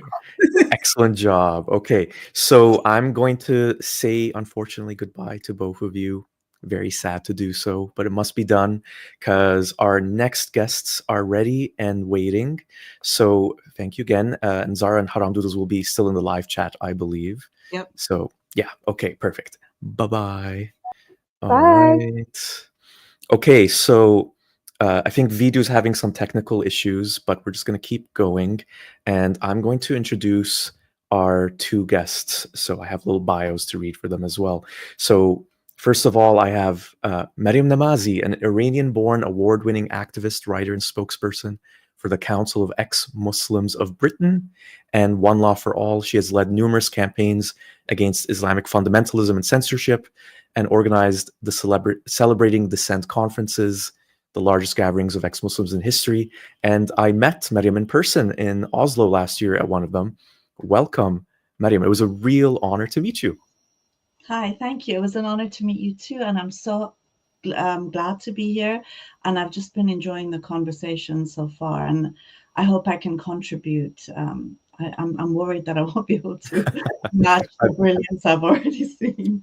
I'm sure you definitely will. And I also want to introduce now Muhammad Syed, who will be your co-speaker on this topic, which is very important one, which is advocacy for ex-Muslims and atheists. So Muhammad is a human rights activist, writer, speaker, and community organizer. He's also the founder and president of Ex-Muslims of North America, the first ex-Muslim advocacy and community building organization in North America. And you can actually tune in to XMNA's channel right now to watch this live stream as well. They're going to be up on both this channel and that channel. For people who are not watching live, you can check it out anytime you want. Share with friends, family, if it's safe to do so, of course. And last thing I want to mention is that Muhammad has been a human rights activist for over a decade, with a focus on efforts to normalize religious dissent, which is my objective as well, and to promote acceptance of secularism in Muslim communities. Muhammad, you're added right now. Hello. Oh, I think you're muted, Muhammad. So you just have to turn on your mic. There you go. Great to meet you and great to be here. And Mariam, it's been a while. Hope everything's great.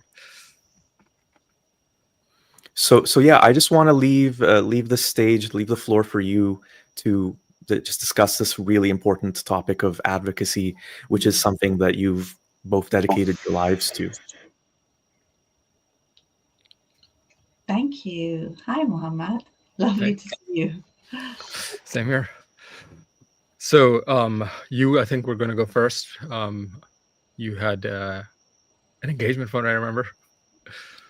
Okay, I wasn't, I think we had talked about speaking about the sort of laws and policies in the countries that we live in, so Britain and you in the United States, on how those affect ex-Muslims and the sort of advocacy work that we're doing. So I think from, if we're looking at the question of Britain, even though it's a very secularized society and a large number of people don't really have a religion, they don't necessarily want a religion's role in the state, Britain is not a secular state in any way, shape or form. So for example, you've got bishops in the House of Lords, kind of like the Ayatollahs in the Majlis in Iran. You've got prayers in Parliament. I mean, I can't get over that. You know, they pray in Parliament. Prayers in schools, for example. And of course, the Church of England is the established church. And so there's a huge influence that religion plays. And I think, in a sense, when we look at the influence now that Islamists have and Islam has and other religious groups have, it is because there is this privileging of religion, and also there is this attempt to keep hold of the society by the Church of England. And it's a way of giving equal access to other religions, as a way of maintaining its own power too. So, you know, in Britain, we've got Sharia courts, we've got a large number, 1/3 of publicly funded schools, imagine, are faith schools. I mean, it's outrageous, you know. And so there's so many examples where with Sharia courts too, there's a Jewish Beth Din, there's now a Sikh court. It's the first of its kind. There are no Sikh courts in India, but they are, the first of its kind is in Britain. So this is a very secular society, but a very religiously privileging society when it comes to the state and public policy and all of that. And of course, that has huge effects on ex-Muslims and atheists in this country. You know, one example, of course, is the freedom of expression issue, which is something that we're all very concerned about. You know, in Britain and in Scotland, blasphemy laws have been abolished. It's still applicable in Northern Ireland, but even though it's abolished, we do have sort of backdoor blasphemy laws via accusations of Islamophobia, for example, and even using things like public disturbance, which is really about disturbing individuals, now being used when Islam is being criticized as a way of sort of silencing dissent and criticism. And that has a huge effect on ex-Muslims, because, you know, we need to be able to speak about so many of the issues that we face, and it is quite difficult to do so. And so I think I'll stop there, because there's so many things to talk about, but I think I'll stop there, and then maybe so I'll start with contrast with the US. And so in that sense, we're very lucky in the US. We don't have that state-sanctioned religion aspect of it. The Constitution of the US is very, very clear about how freedom of speech is one of our basic rights. Freedom of and from religion is one of our basic rights. There shall be no interference of practicing of religion. The reality obviously is slightly different, but the First Amendment is about free speech. What happened and has happened over the past decade or two, both in Europe and over here, has been a groundswell from both political sides to try to limit that, as you said, backdoor blasphemy laws. What you experienced at Warwick University, where they tried to shut you down, that happened over here. We had tours that you participated in the US in various cities on campuses, and multiple ones were shut down. And it's viewed as an ex-Muslim, if you're speaking out about certain issues, that's taboo. You're not allowed to do that. And to a great extent, that was done by the left, where they silenced oppositional views of all form and were very, very illiberal. So it wasn't state sanctioned per se, but the effect was very similar, because you had pressure being applied to individuals from their employment. If you lose your employment, you can't really do much else. And then you had political pressure from the left, which was able to influence social media. So most large social media companies are based in the US, and so that sort of political pressure made a big difference. With the Facebook and Twitter and stuff, they banned ex-Muslims in mass, like many ex-Muslims from the Arab world, from over here. We run Wiki Islam. Wiki Islam was banned on Facebook entirely. So even though we have laws in the US that are, in my opinion, much better than Europe for the protection of individual liberty, there are ways around that. And the people that don't really care about liberty were able to circumvent them to a great extent. Recently, what's been going on over the past year, as everybody knows, is the pendulum has swung in the other direction, and we have the other side coming in, and that has relaxed some stuff regarding freedom of speech. Facebook is not as restricted. Wiki Islam is now available on Facebook again due to the political wind shifting. But then you have the other side doing the opposite. You have immigration-related issues, Muslim ban-related issues. So it's just which flavor of bad are you looking at?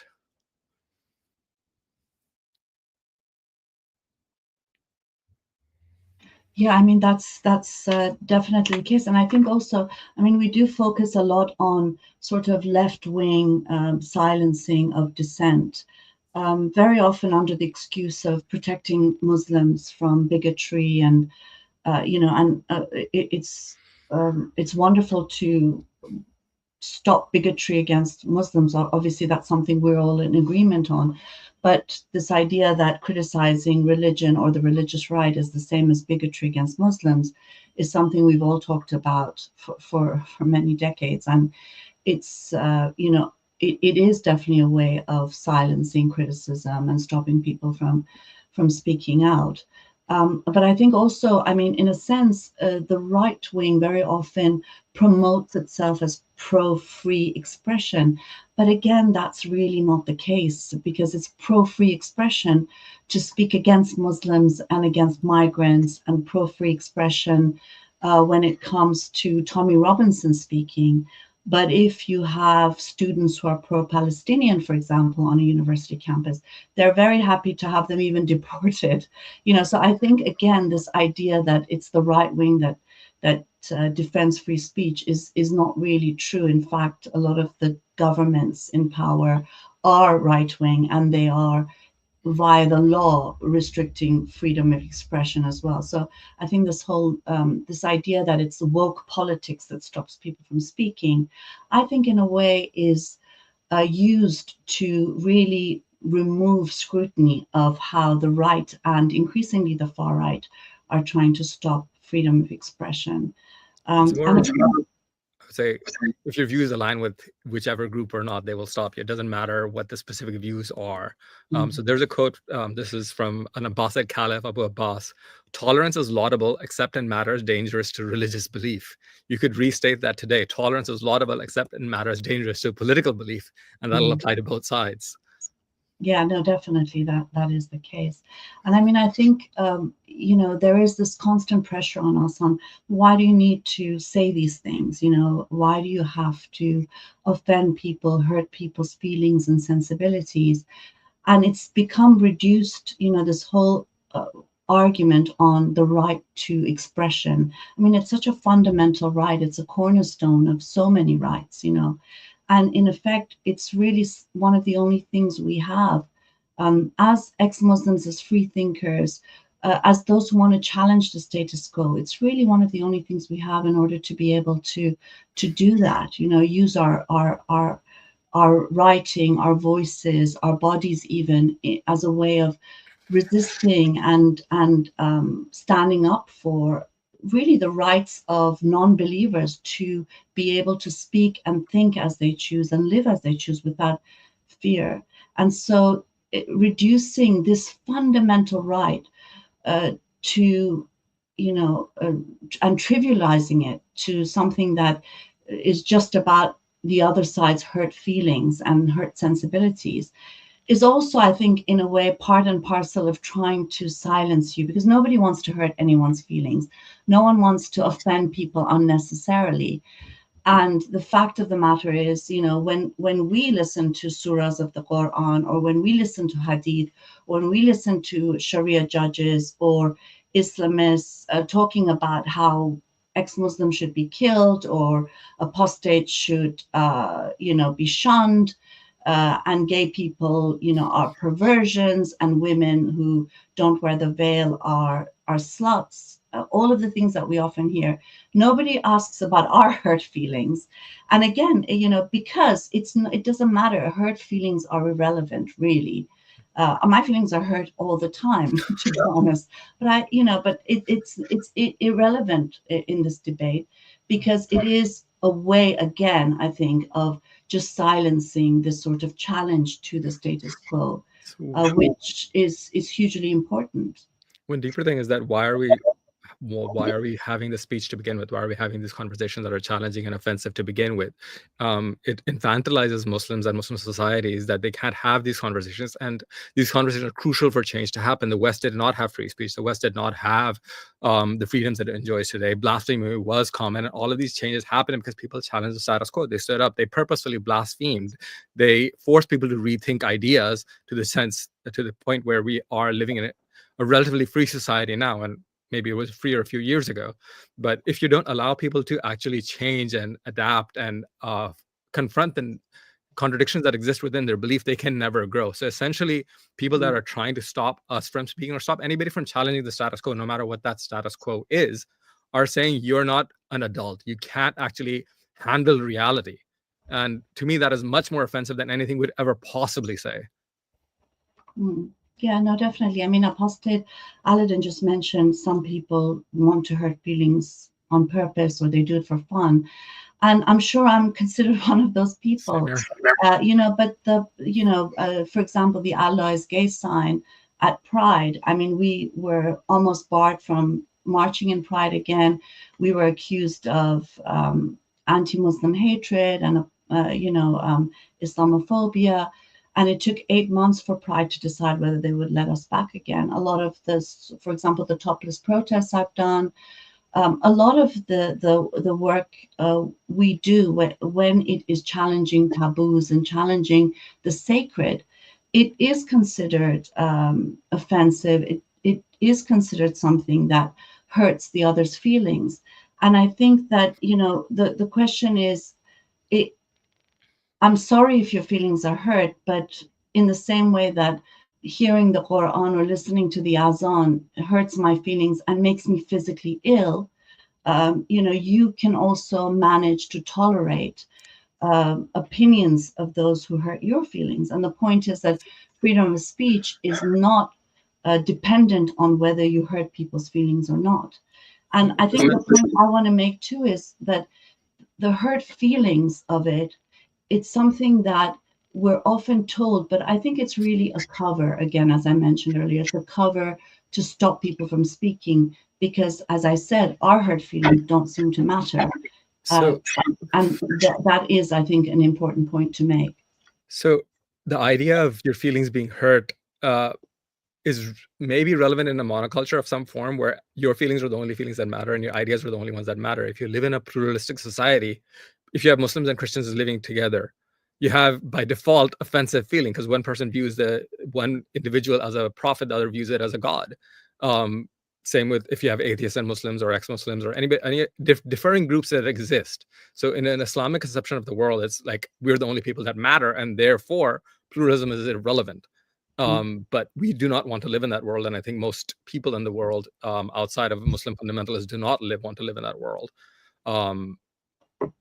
So going back to what I think Apostle Aladdin was talking about regarding deliberately creating offense, that's great because people need to be challenged. If you don't believe others have the right to say things that you don't like, that's a you problem. You have to grow up and become an adult and participate in the adult world.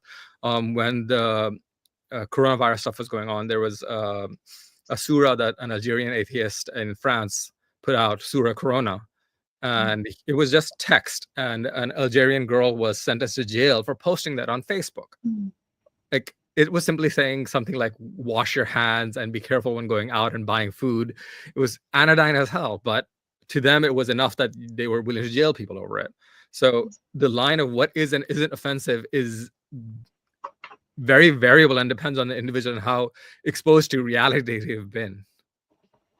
I mean, I also think that this whole conversation, on offense, it's really looking at the question of blasphemy from the perspective of those who are in power. And I think that's also key when we're discussing this issue, to remember that, because in a sense, when we hear things like this is hurtful, this is offensive, it's really those in power that are pushing this narrative and that are trying to promote this climate that doesn't allow people to be able to question those in power in particular, who are trying to maintain religion's role. And so I think also that aspect of it is important.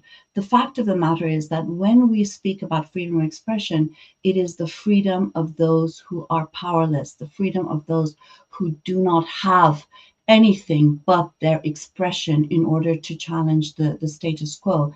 And so limiting that is really it helps and aids those in power, and is to the detriment of those who have none and are trying to gain some rights for themselves. Change happens through two means, either violence or convincing people. So if you're closing off the avenue of convincing people by limiting speech, you're only leaving the avenue of violence.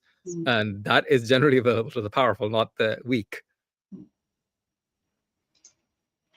Thank you so much for both of you. Like, these are like really, really difficult topics, like really challenging ones to go through in just 20 minutes. But I think you both did a really great job, and it's definitely sparked some interest in the live chat. I think we have time for one or two quick question and answers, a little brief Q&A.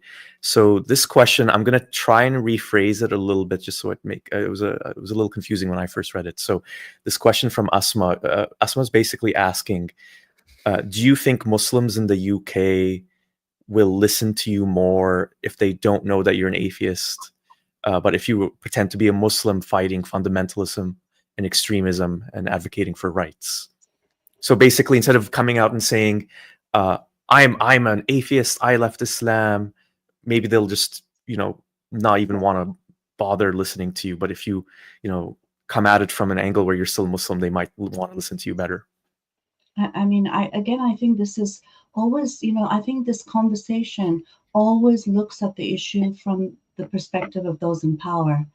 And I think it's so ingrained in us that we feel that it's part of our arguments as well. I mean, I think, do we tell Muslims that you pretend to be an atheist so that I will better understand your Quran and your Hadith and your...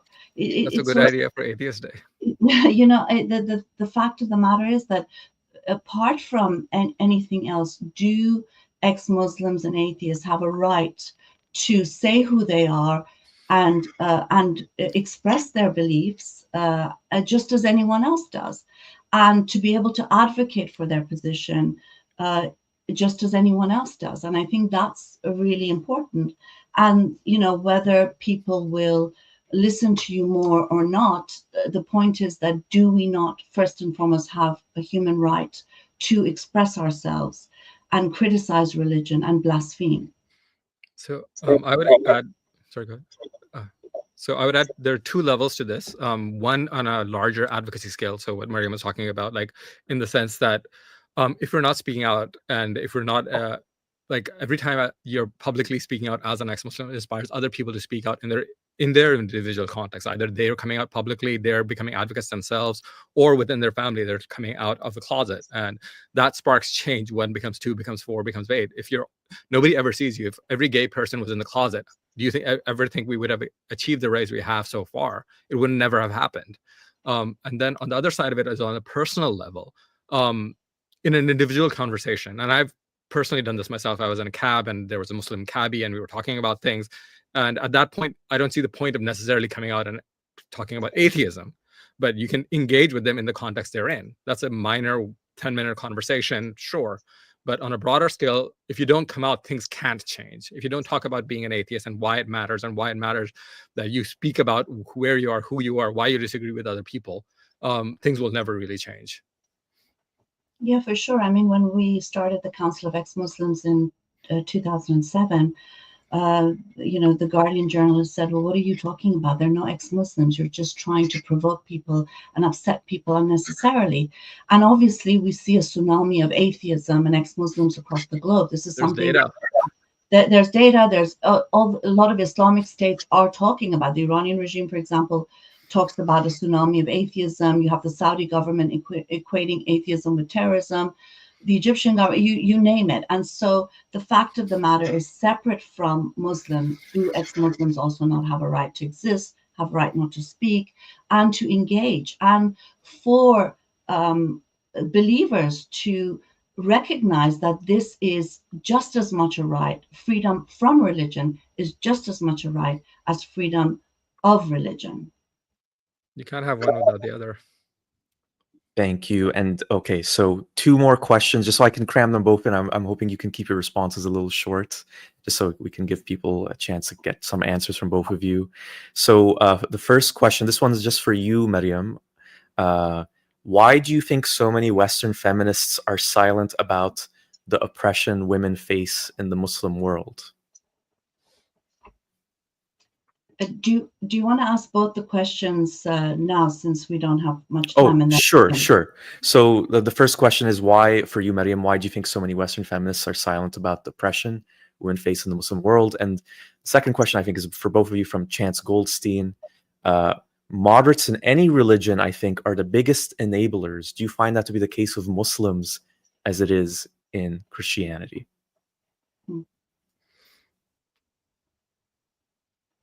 I'll answer the second question, and then Mariam can answer both of them. So yeah, I agree entirely. So there's a difference between a moderate speaking about what their beliefs are and how they live their lives, versus them presuming that encompasses everything.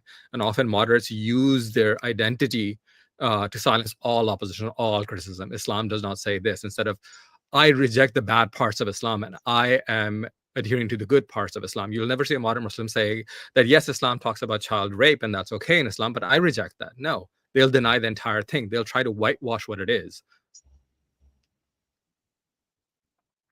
Yeah, I was just trying to find a quote from Martin Luther King. I can't find it right now, but it would be great if you did a search if you haven't heard it. But he does talk about being so disappointed in the white moderate. And how they enable. I don't know, Mohammed, if you can find it. It's really a great quote, and I think it's so relevant to a lot of the the arguments that we have with those who are supposedly moderate, but they don't really take a stand on fundamental issues that are important also for Muslims and believers, because a lot of believers also face accusations of, for example, apostasy or blasphemy or silencing because they question, because they dissent, they face shunning, which so these are things that I think are applicable to all. And if there is freedom of expression for ex-Muslims, it definitely helps those within the Muslim community who also want to dissent and question. I mean, on Western feminists, again, I think it is this. There are many feminists who support women in countries under Islamic rule. I work with many of them, including Western feminists. Again, I think this is very much, this sort of right-wing propaganda to a large extent on how, no one cares about Muslim women except for people like Tommy Robinson. I'm not, of course, saying you're saying that, the person who questioned it, but generally that's the narrative. It's Donald Trump and Tommy Robinson really care about women in Muslim communities. And that's not true. There are lots of feminists working, of course, in the same way that you have a large section of the left, and I'm on the left myself, that support and stand with Islamists even as a way of protecting the Muslim community from racism. You have feminists who do the same. I mean, the example of my being barred from one of the universities in Britain, the Islamic Society had me barred, and they were supported by the Feminist Society and the LGBTQ plus society. So, you've got that happening for sure, because of this misguided idea that if you stop criticism of Islam, you're actually stopping racism, and that is racism in and of itself. So I think we need to keep encouraging people to speak out for people and women everywhere, and that means criticizing religion. I mean, a lot of the fight for women's rights in the West was as a challenge to Christianity. I mean, you've got Elizabeth Cady Stanton, who was one of the suffragettes, who said that the biggest obstacle to women's emancipation is the Bible and is the church. And we say the same about the Quran and the Hadith and the Islamic jurisprudence as well. We've done a women's Quran actually at CMB, which is blank because there's nothing good for women in the Quran. And I think someone found the quote from Martin Luther King, where he said, "Yeah, Muhammad found it." Do you want to read it out loud? Oh, should I? Sorry, I can read it if you want. But yeah, I found it as well. I must confess that over the past few years, I've been greatly disappointed in the white moderate. I've almost reached the regrettable conclusion that the Negro's great stumbling block in his stride towards freedom is not the white citizen or the KKK, but the white moderate, who is more devoted to order than to justice. And it carries on. So. Okay, I think we're now at the end of this amazing live special, and just to cap things off, Maryam and Muhammad, I hope you can just stay on. Oh, do you want to say something, Muhammad? Yeah, I wanted to go back to the previous conversation with Zara K. One of the questions that was asked about women's rights and the Islamic world back in the day. So that question comes up again and again, and the whole premise of it is untrue and flawed and deliberately biased to begin with. The idea that women's rights were granted is in the context of only one little town in Arabia out of a entire world. Say you grant the premise that Makkah was really bad and terrible and whatever, that does not say anything about Somalia or England back then or Indonesia or whatever else. It was one tiny little town, and the entire world is much more diverse than that. And you can see that just by comparing Makkah and Medina. In Medina, women had far more rights. When the Meccans moved to Medina, there was a lot of conflicts because the Meccan women started talking back to their husbands, and they complained to Muhammad and Umar, and that's where the wife-beating stuff came in to silence that temerity of Meccan women to talk back to their husbands. And then even if you put that piece aside, you have Khadija. Khadija is such a huge example of a non-Muslim woman that was independent and powerful and all of these other things that we talk about prior to Islam even existing. So in what world are you saying that they made it better when their own examples and their own religious texts say the opposite?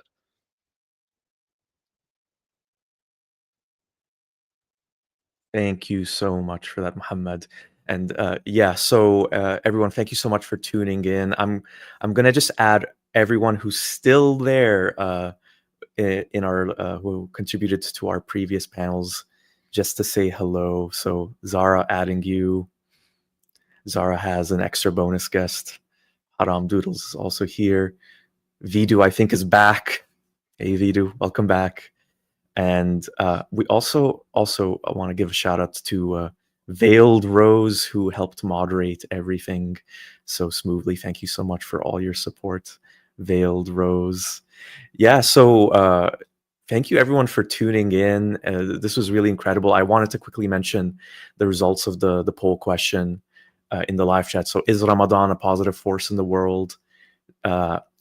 So the consensus is no. 69% say no. 23% said maybe, it depends, and 9% said yes.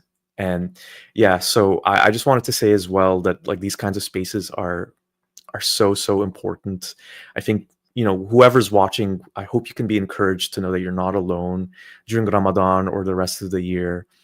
And as Suman Koke says so well, ex-Muslim influencers' work is so important because it's making it easier for people to transition from Muslims to ex-Muslims, and will undoubtedly remove a huge amount of trauma when leaving. And unfortunately, it's the case that trauma is unavoidable for a lot of us just because of the nature of how Islam works, how dogmas work. And yeah, so I just want to leave it to all of you if you want to just say anything, if you want to just have any last words. It's wonderful. Feel free to do so now. See everybody. It's been a long time. It's definitely been a long time. Thank you so much for organizing this and having us all on. Oh, no, that was awesome. Yeah. And yeah, just a reminder to everyone as well, you can also tune into this if you want to share it as well on the XMNA website. The video link is in the description below, so you can click there if you want to subscribe there as well. XMNA does a lot of work for a lot of ex-Muslims, and yeah, that's just great again.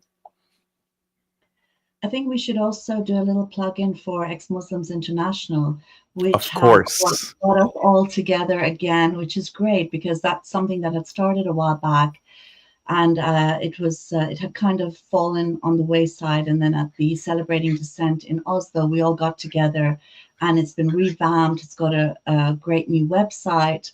We've been doing work together, and this is one of the first projects more recently that we're all doing together. And hopefully we can carry on this joint work because it's so important for us. There's strength in numbers, and it just makes me so happy to see your faces. So we need to do a lot more of this. And thank you especially to Vidu, Secular Spirit, and Veiled Rose for just organizing all of this today. But yeah, okay, everyone, I'll let you all go. Enjoy the rest of your Sunday wherever you are in the world. Ramadan is almost over. Yay. But the challenges of an ex-Muslim unfortunately never stop though. So yeah, take care everyone, and hopefully we can do another video like this very, very soon. Thank you. Bye everyone. A little love sign.